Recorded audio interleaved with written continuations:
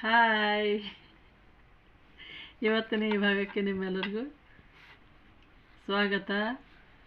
ನಿನ್ನೆ ನಾವೇನು ನೋಡಿದ್ವಿ? ವ್ಯಂಜನಾಕ್ಷರಗಳನ್ನು ನೋಡಿದ್ವಿ. ವ್ಯಂಜನಗಳು ಎಷ್ಟಿದ್ವು? 1 2 3 4 5 6 7 8 9 10 11 12 13 14 15 16 17 18 19 20 21 22 23 24 25 26 27 28 29 30 31 32 ವ್ಯಂಜನಾಕ್ಷರಗಳನ್ನು ನೋಡಿದ್ವಿ. ಇದ್ರ 5 ವರ್ಗಗಳು ಇರ್ತಾವಂತ ನಾ ಹೇಳಿದ್ದೆ.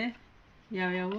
ಕ ವರ್ಗ, ಚ ವರ್ಗ, ಟ ವರ್ಗ, ತ ವರ್ಗ, ಪ ವರ್ಗ.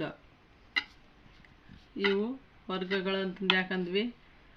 ಕ, ಖ, ಗ, ಘ, ङ, ಚ, ಛ, ಜ, ಝ, ಞ. ಇದನ್ನು ಉಚ್ಚಾರ ಮಾಡುವಾಗ ಕ ಯಾವ ಥರ ಉಚ್ಚಾರ ಆಗ್ತದೋ ಅದೇ ಥರ ಇವು ಮುಂದಿನ 5 ಅಕ್ಷರಗಳು ನಮಗೆ ಉಚ್ಚಾರದೊಳಗೆ ಕಾಣಿಸ್ಕೊಳ್ತಾವೆ. ಛ ಅನ್ಬೇಕಾದ್ರೆ ಚ, ಛ ಹಲ್ಲಿಗೆ ಹಲ್ಲ ಅಂಟುಕೋತದೆ. ಟ ಅನ್ಬೇಕಾದ್ರೆ ನಾಲಿಗೆ ಮೇಲೆ ಅಂಗಳಕ್ಕೆ ಬಡಿತದೆ. ಅದೇ ಥರ ಠ, ಡ, ಢ, ಣ. ನೀವು ಉಚ್ಚಾರ ಮಾಡಿ ನೋಡ್ರಿ, ನಿಮಗೆ ಯಾಕೆ ಈ ವರ್ಗಗಳಂತಂದು ಗೊತ್ತಾಗ್ತವೆ. ಇವತ್ತು ಕ ಹೆಂಗೆ ಬರಿಬೇಕು ಅನ್ನೋದನ್ನು ನಿಮಗೆ ಹೇಳ್ಕೊಡ್ತೀನಿ. ಸಾವಕಾಶವಾಗಿ ಒಂದೊಂದೇ ಅಕ್ಷರಗಳನ್ನು ನೋಡ್ರಿ. ಮೊದಲು ಒಂದು ಉದ್ದಗೆರೆ, ಸರ್ಕಲ್, ಹಾಫ್ ಸರ್ಕಲ್, ಇಷ್ಟೆ. ಇದಕ್ಕೆ ಕ ಹೆಂಗ? ಶಿರೋರೇಷ, ಉದ್ದಗೆರೆ, ಒಂದು ಉಂಡಿ, ಅರ್ಧ ಉಂಡಿ. ಕ ಬರಿತೀರಿ? ಕ, ಕ ಫಾರ್ ಕಬೂತರ್. ಕಬೂತರ್ ಅಂದ್ರೇನು? ಕಬೂತರ್ ಅಂದರೆ ಒಂದು ಪಕ್ಷಿ. ಪಾರಿವಾಳ. ಪಾರಿವಾಳಕ್ಕೆ ಹಿಂದಿ ಒಳಗೆ ಕಬೂತರ್ ಅಂತಾರೆ. ಇದು ಒಂದು 0, ಅರ್ಧ 0. ಕ ಈ ಥರ ಪ್ರಾಕ್ಟೀಸ್ ಮಾಡಿರಿ. ಒಂದು ಗೆರೆ, ಇಲ್ಲೊಂದು 0 ಅಂಟ್ಕೊಂಡಿರ್ತದೆ ಗೆರೆಗೆ, ಇಲ್ಲಿಂದ ಅರ್ಧ 0 ಸ್ವಲ್ಪ ಬಿಟ್ಟಿರ್ಬೇಕಷ್ಟೆ. ಕ. ಎರಡನೇದು ಖ.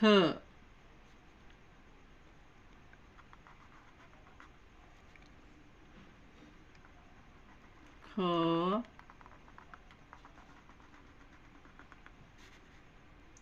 ಉದ್ದಗೆರೆ, ಒಳಗೊಂದು 0. ಇದು ಖ. ಅಥವಾ ಈ ಥರ ಉದ್ದಗೆರೆ, ಇಲ್ಲಿಂದ ಹಿಂಗೆ ಇದನ್ನು ಜೋಡಿಸೋದು, ಒಳಗೊಂದು 0. ಖ.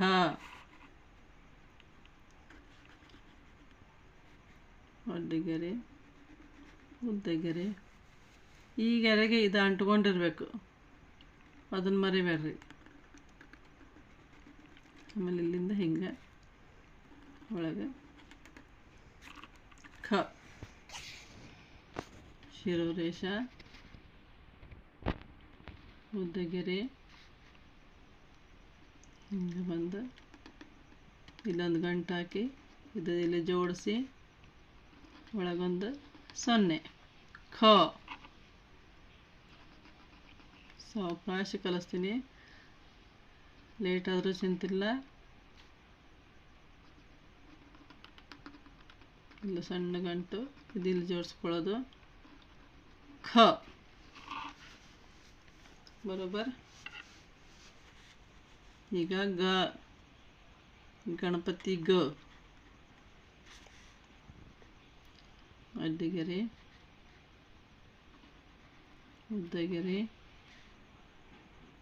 ಇಲ್ಲಿಂದ ಹಿಂಗೆ ಇಲ್ಲೊಂದು ಗಂಟು ಗ.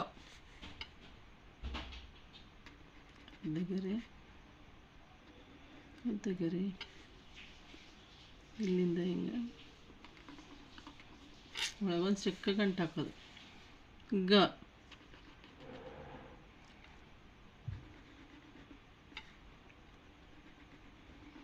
ಇವೆರಡು ಹತ್ರ ಹತ್ರ ಇರಬೇಕು. ಇದನ್ನು ಬಿಟ್ಟು ದೂರ ಇದು ಒಂದು ಬೇರೆ ಕಡೆ ಬರಿಬಾರ್ದು. ಬರೆಯುವಾಗ ಇದಕ್ಕೆ ಗ ಅಂತಾರೆ. ಗ ಗ ಗಣಪತಿ ಗ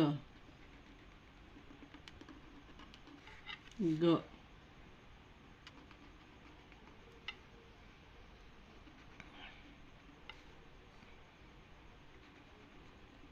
ಗ ಗ ಗಣಪತಿ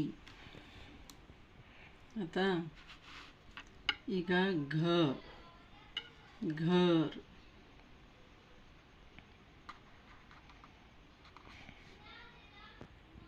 ಘರ್ ಅಂದ್ರೇನು?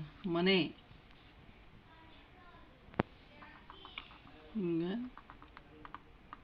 ಚಿಕ್ಕ ಗಂಟು ಇದನ್ನ ಇಲ್ಲಿಗೆ ಜೋಡಿಸ್ಕೊಂಬಿಡೋದು. ಘ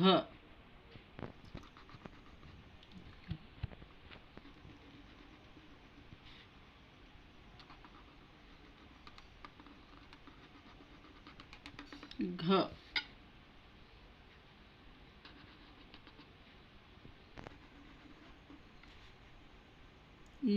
ಈ ಪಾಯಿಂಟ್ ಇಲ್ಲಿಂದ ಚಾಲುವಾಗಿರಬೇಕು. ಈ ರೇಷೆಗೆ ಅಂಟ್ಕೊಂಡು ಇದು ಕೆಳಗೆ ಬಂದು ಈ ಸಣ್ಣ ಗಂಟು ಹಾಕಿ ಇಲ್ಲಿಂದ ಇದನ್ನು ಇಲ್ಲಿಗೆ ಜೋಡಿಸ್ಕೊಂಡ್ಬಿಡ್ಬೇಕು. 6 ಬರಿತಿರಲ್ಲ ಆ ಥರ 6 ಬರ್ದಂಗೆ ಅದು ಆ ಉದ್ದ ಗೆರೆಗೆ ಅದನ್ನು ಜೋಡಿಸಿರ್ಬೇಕು. ಮೇಲಿನ ಗೆರೆಗೂ ಅದು ಜೋಡಿಸಿರ್ಬೇಕು. ಅದು ಘ ಆಗ್ತದೆ. ಇದು ಇಲ್ಲಿಂದ ಅಂಟ್ಕೊಂಡಿರ್ಬೇಕು.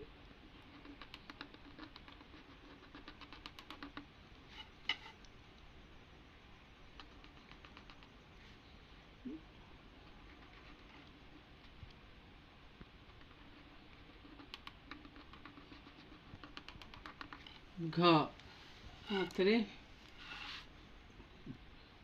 ಈಗ ಂಗ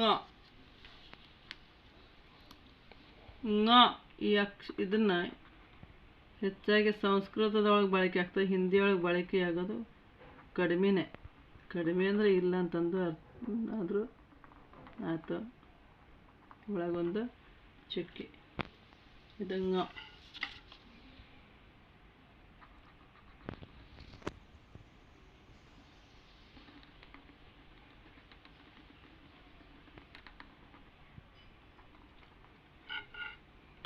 ಮೊದಲು ಇವೆಲ್ಲ ಯೂಸ್ ಆಗ್ತಿದ್ವು. ಈಗ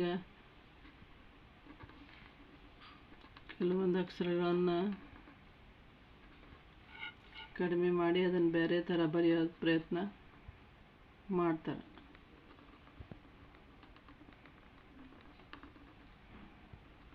ಂಗ ಕ ಖ ಗ ಘ ಂಗ.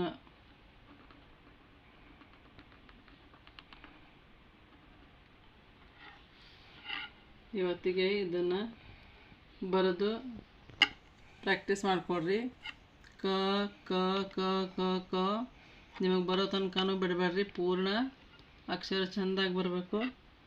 ಆಮೇಲೆ ಖ ಖ ಖ ಗ ಖ ಗ ಗ ಗ ಗ ಗಣಪತಿ ಗ ಘರ್ ಂಗ ಇವೆಲ್ಲ ನೀವು ಪ್ರಾಕ್ಟೀಸ್ ಮಾಡಿರಿ. ನಾಳೆ ನಿಮ್ಗೆ ಚ ಛ ಜ ಝ ಯ ಕಲಿಸ್ಕೊಡ್ತೀನಿ. ಅದಕ್ಕಿಂತ ಇಲ್ಲಿ ಇನ್ನೊಂದು ಹೇಳೋದು ಮರೀತೆ ನಿನ್ನೆ. ಸಂಯುಕ್ತ ವ್ಯಂಜನಗಳೊಳಗೆ ಇನ್ನೂ ಒಂದು ಅಕ್ಷರ ಬರ್ತದೆ. ಅದು ಅಂದರೆ ಶ್ರ. ಶ್ರೀ ಬರೀತಾರೆ ನೋಡು, ಅದು ಶ್ರ. ಇದನ್ನು ಒಂದು ಉಳಿದಿತ್ತು ನಿನ್ನೆ. ಕ್ಷ ತ್ರ ಜ್ಞ ಶ್ರ ಇವು ಸಂಯುಕ್ತ ವ್ಯಂಜನಗಳು. ಸಂಯುಕ್ತ ವ್ಯಂಜನಗಳು ಅಂತಂದರೆ ಒಂದು ವ್ಯಂಜನ ಒಳಗೆ ಇನ್ನೊಂದು ವ್ಯಂಜನ ಮಿಕ್ಸ್ ಆಗಿ ಉಚ್ಚರಿಸಲಾಗುವಂತಹ ಒಂದು ಅಕ್ಷರ. ಕ್ಷ ಕ ಮತ್ತು ಶ ಅದು ಮಿಕ್ಸ್ ಆಗಿ ಕ್ಷ. ತ ಮತ್ತು ರ ಮಿಕ್ಸ್ ಆಗಿ ತ್ರ. ಜ್ಞ ಕೆಲವೊಬ್ರು ಜ್ಞಾಪ ಅನ್ನೂ ಅಂತಾರೆ, ಇದಕ್ಕೆ ಜ್ಞಾಪನೂ ಅಂತಾರೆ. ಶ್ರ ಶ ಮತ್ತು ರ ಮಿಕ್ಸ್ ಆಗಿರ್ತದೆ, ಅದಕ್ಕೆ ಶ್ರ. ಜ್ಞ ಜ ಮತ್ತು ನೋ ಮಿಕ್ಸ್ ಆಗಿದ್ದಕ್ಕೆ ಜ್ಞ ಆಗ್ತದೆ, ಅದಕ್ಕೆ ಜ ಅಂತಾರೆ. ಈ ಥರ ಇವೆಲ್ಲ ಸಂಯುಕ್ತ ವ್ಯಂಜನಗಳು. ಆಮೇಲೆ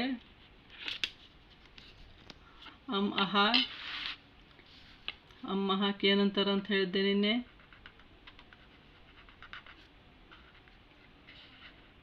ಅನುಸ್ವರ ವಿಸರ್ಗ. ಇವು ಮರಿಲಾರ್ದಂಗ ಅಲ್ಲೆಲ್ಲ ನೆನಪಿಟ್ಕೊಡ್ರಿ, ಪ್ರಾಕ್ಟೀಸ್ ಮಾಡ್ಕೋತಾ ಇರ್ರಿ. ಅಹ ವಿಸರ್ಗ, ಅನುಸ್ವಾರ, ಇವೆಲ್ಲ ನೆನಪಿರಲಿ. ಇವೆಲ್ಲ ಹಿಂದಿ ವ್ಯಂಜನಾಕ್ಷರಗಳು. ಇದಾದಮೇಲೆ ನಾಳೆ ಚ ಛ ಜ ಝ ನೋಡೋಣ. ಬಾಯ್ ಬಾಯ್.